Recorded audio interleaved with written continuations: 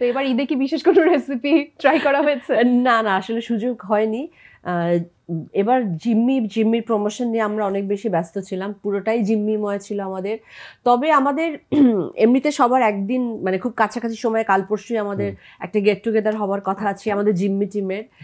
আমাদের সব আর্টিস্টরা আমরা সবাই একসাথে বসবো, তো এলিটাকে বাদ দিয়ে সেই প্ল্যান আমরা করছিলাম। কিছু করার নেই, এলিটা তোমাদের সব তোলা থাকবে, তো সেখানে আমি চেষ্টা করবো কোন একটা কিছু, সেটা যদি খাবার মতো হয় আর কি।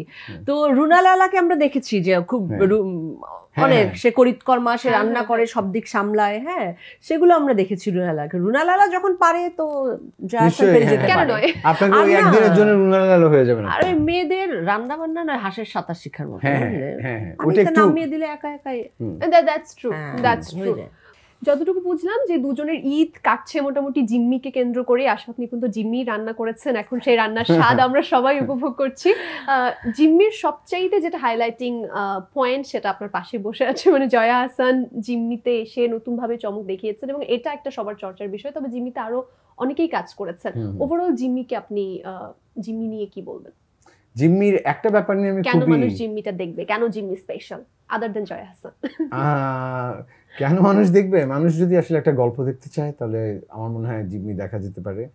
আমাদের চারপাশে এখন প্রচুর অস্থিরতা এবং সবাই খুব অস্থির, সবাই খুব রেস্টলেস, এবং আমরা প্রচুর মানে সোশ্যাল মিডিয়া থেকে শুরু করে আশেপাশে খুবই অস্থিরতার ভিতর দিয়ে যাচ্ছি। সো আমার মনে হয় কি যে কেউ যদি একটু ভালো সময় কাটাতে চায় চাপ মুক্ত হয়ে, তাহলে তার জিম্মি দেখা উচিত। কারণ এটা আসলে খুব চাপযুক্ত কোনো প্রোডাকশন না, আমরা কিন্তু খুব চাপ মুক্ত একটা প্রোডাকশন করেছি এটা।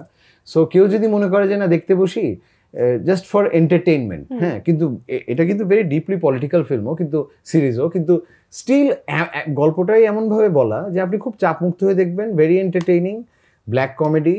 এবং এখানে আরেকটা রিজনে দেখবে এখানে অনেকগুলো ভালো ভালো অ্যাক্টর কাজ করেছে একসাথে। মানে আমি যদি এভাবে বলি যে অনেক দিন পরে একদম অনসাম্বল কাস্টের মতো যদি আমি বলি যে প্রত্যেকটা অ্যাক্টরের অ্যাক্টিং নিয়ে আমি পার্সোনালি ডিরেক্টর হিসেবে খুশি। এখানে ইরেশ জাকের কাজ করেছেন, এখানে শাহরিয়ার নাজিম জয় কাজ করেছেন, এখানে শিবলু ভাই কাজ করেছেন, আরফান মেধার শিবলু, তারপরে শিশির কাজ করেছেন, রুবেল ভাই, মাহমুদ আলম, টিপু ভাই, মেমিয়া পা, অফিস কলিগে যারা ছিল প্রত্যেকে এত ব্রিলিয়েন্টলি প্লে করেছে, এত ভালো মানে সরি হ্যাঁ, মানে একটা অভিনয় দেখবার মতন।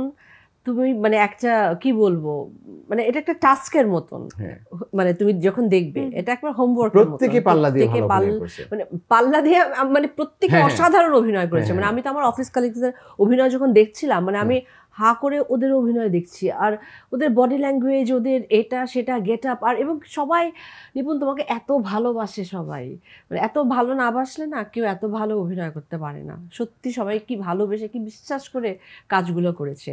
ইরেশের এবং আমার যে জায়গাগুলো এত ইন্টারেস্টিং, মানে মানুষ এত ভালোবাসছে, মানুষ এত বলছে ইরেশের কথা, বিশেষ করে মানে আমার সোশ্যাল মিডিয়াতে আমি খালি ইরেশের কথা, জয় এবং আমাদের জায়গাগুলো, মানে এবং মানুষ সবগুলো ক্যারেক্টারের সাথে যেই ঘটনাগুলো ঘটছে এবার ভালো হয়েছে, হ্যাঁ এটা ঠিক হচ্ছে, একদম উচিত কাজ, এই মানে মানুষ এত বেশি একাত্ম হয়ে গেছে, কানেক্ট করতে পারছে খুব বেশি খুব বেশি। আমি এটা খুব রিসেন্ট কোনো প্রোডাকশন আমি এতটা দেখিনি আসলে। মানে এত মজার ছল আপনি বলছিলেন, আপনার চোখে মুখে এক্সপ্রেশনই বলে দিচ্ছে যে কাজ করার প্রতিটি মুহূর্ত কতটা উপভোগ করেছেন। ট্রুলি আমার যখন অভিনয়, আমার যখন শেষ হয়ে গেছে কাজটা, আমার তখন মনে হচ্ছে আল্লাহ কেন শেষ হয়ে গেল, কেন এটা কন্টিনিউ হলো। ইটস সো ডিলাইট যে এতগুলো ভালো অভিনেতার সঙ্গে কাজ করা, মানে প্রতিনিয়ত শিখতে থাকি, এবং এটা দারুণ একটা দুর্দান্ত আমার জার্নি ছিল। এরকম কখনো